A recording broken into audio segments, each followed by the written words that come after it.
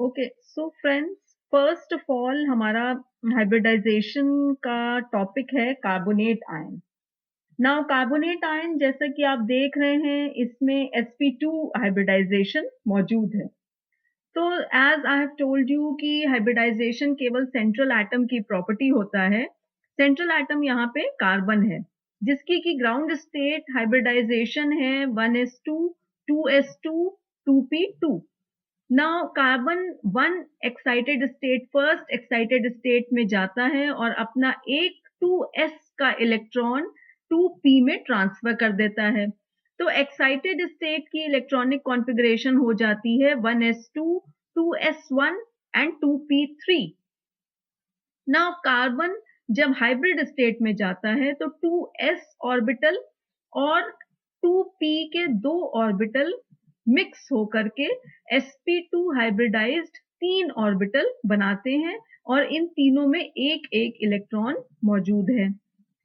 इसके अलावा 2p में एक इलेक्ट्रॉन सेपरेटली रहता है, वो हाइब्रिडाइजेशन में भाग नहीं लेता। अब इसके बाद कार्बन कार्बोनेट आयन यानी कंबाइंड स्टेट, जिसको मैंने CS से दिखाया है, कंबाइंड स्टेट में आता है। तो इस कंबाइंड स्टेट में जैसा कि आप देख रहे हैं, टू जो sp2 हाइब्रिड ऑर्बिटल्स हैं, उनमें एक एक इलेक्ट्रॉन बाहर से यानी कि एक्सटर्नल एटम से आता है, जो कि है ऑक्सीजन। नाउ ऑक्सीजन दो ऑक्साइड आयंस के रूप में मौजूद है और एक ऑक्सीजन एटम के रूप में मौजूद है। नाउ ऑक्सीजन एटम के पास 8 इलेक्ट्रॉन्स हैं जो डिस्ट्रीब्यूटेड हैं 1s2 2s2 2p4 के रूप में। 2p4 में जब इलेक्ट्रॉन डिस्ट्रीब्यूटेड हैं तो उसमें दो इलेक्ट्रॉन एक लोब में हैं और दो लोब्स में एक एक इलेक्ट्रॉन है। ये इसके अलावा जो ऑक्साइड आयंस हैं उनके पास 9 इलेक्ट्रॉन हैं, जैसा कि मैंने लिखा भी हुआ है वहां पे। तो इनके पास 9 इलेक्ट्रॉन है, तो इनकी इलेक्ट्रॉनिक कॉन्फ़िगरेशन है 1s2 2s2 2p5। तो इनके पास सिर्फ एक सिंगल इलेक्ट्रॉन है। ये एक सिंगल इलेक्ट्रॉन ये sp2 एक हाइब्रिड लोब को एक ऑक्साइड आयन देता है, दूसरा ऑक्साइड आयन एक इलेक्ट्रॉन देता है और तीसरा ऑक्सीजन एटम एक इलेक्ट्रॉन देता है, जो कि मैंने एरोज से शो किया है। जो एक और ऑक्सीजन एटम के पास एक इलेक्ट्रॉन है, वो 2p1 के साथ मिलकर के पाई बॉन्ड बनाता है। तो आप ऊपर जो कार्बोनेट का स्ट्रक्चर देख रहे हैं, उसमें दो ऑक्साइड आयन है और एक ऑक्सीजन एटम है। ऑक्साइड आयंस की वजह से कार्बोनेट के ऊपर दो नेगेटिव चार्ज है, जबकि ऑक्सीजन एटम एक सिग्मा और एक पाई बॉन्ड बनाता है। इस प्रकार से टोटल कार्बोनेट आयन में 3 सिग्मा और एक पाई बॉन्ड मौजूद है और हाइब्रिडाइजेशन sp2 हाइब्रिडाइजेशन है। Come to nitrate ion. Now nitrate ion में भी हाइब्रिडाइजेशन sp2 हाइब्रिडाइजेशन है। नाइट्रोजन जो कि सेंट्रल एटम है, जो हाइब्रिडाइजेशन या संकरण में भाग लेता है, उसकी ग्राउंड स्टेट इलेक्ट्रॉनिक कॉन्फ़िगरेशन है 1s2 2s2 2p3। नाइट्रोजन जब आयन बनाता है या किसी भी दूसरे एटम के संपर्क में आता है, जैसे कि ऑक्सीजन, तो सबसे पहले N पॉजिटिव में कन्वर्ट होता है, यानी आयनिक स्टेट। तो इसकी एक्साइटेड स्टेट इसकी आयनिक स्टेट है। तो ये एक इलेक्ट्रॉन लूज कर देता है, तो इस प्रकार से ये 2s का इलेक्ट्रॉन लूज कर देता है और इसकी जो पहले कॉन्फ़िगरेशन थी उसके बजाय अब N प्लस की कॉन्फ़िगरेशन हो जाती है 1s2 2s1 एंड 2p3।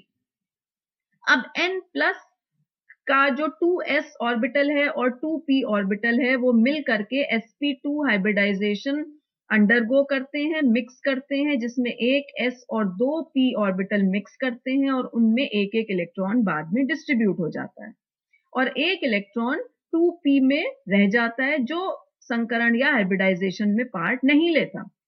अब नाइट्रेट आयन में जैसे कार्बोनेट आयन में आयंस आए थे, उसी प्रकार से नाइट्रेट आयन में भी दो इलेक्ट्रॉन पार्ट लेते हैं ऑक्साइड आयन के और एक इलेक्ट्रॉन ऑक्सीजन एटम में से पार्ट लेता है और एक ऑक्सीजन एटम का इलेक्ट्रॉन पाई बॉन्ड बना देता है 2p ऑर्बिटल के साथ जिसने हाइब्रिडाइजेशन में पार्ट नहीं लिया।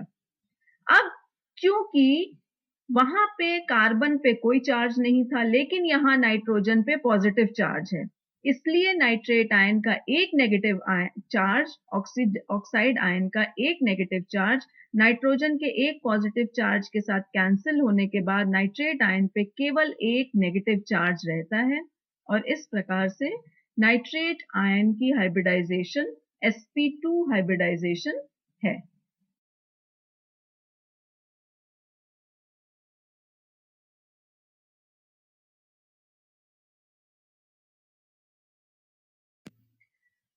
So next we come to the hybridization of sulfur dioxide यानी SO2 के संकरण पे। Now sulfur dioxide में central atom is sulfur जिसकी की कॉन्फ़िगरेशन है 1s2, ग्राउंड स्टेट कॉन्फ़िगरेशन है ये 1s2, 2s2, 2p6, 3s2, 3p4।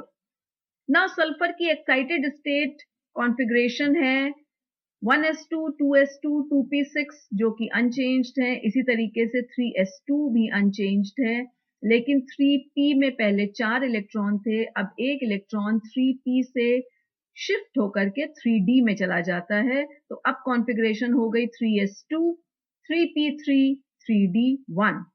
Now sulphur की हाइब्रिड स्टेट कॉन्फ़िगरेशन जिसमें 2p6 तक के इलेक्ट्रॉन्स अनचेंज्ड हैं जो मैंने शुरू में खाली जगह दिखाई है, इसके बाद एक s ऑर्बिटल और 2 p ऑर्बिटल मिक्स होके sp2 हाइब्रिडाइजेशन करते हैं। इसके बाद और इसके साथ ही 3p और 3d में एक एक इलेक्ट्रॉन रह जाता है जो हाइब्रिडाइजेशन में पार्ट नहीं लेता।